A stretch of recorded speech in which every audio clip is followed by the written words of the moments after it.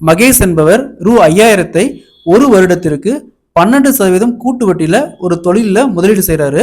ஒரு வருஷத்துக்கு அப்புறம் அவருக்கு கிடைக்கக்கூடிய மொத்த தொகை எவ்வளவுன்னு கேக்குறாங்க. வட்டி கணக்கிறது பாத்தீங்கன்னா அரை ஆண்டுக்கு ஒரு முறை வட்டி கணக்கிறதா சொல்லியிருக்காங்க.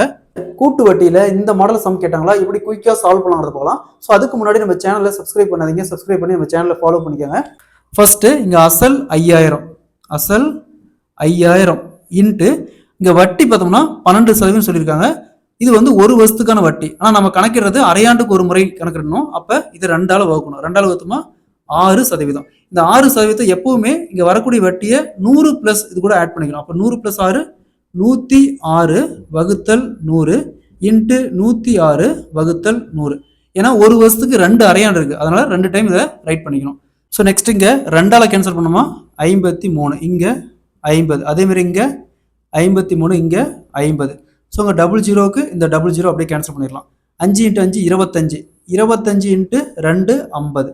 அப்போ 2 இன்ட்டு 53 இன்ட்டு 53 ஈக்குவல் டு 5618 ரூபாய்.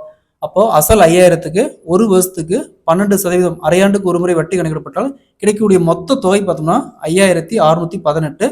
வட்டி மட்டும் எவ்வளவு கேட்டாங்களா 618. ஓகேங்களா? Option A is the correct answer.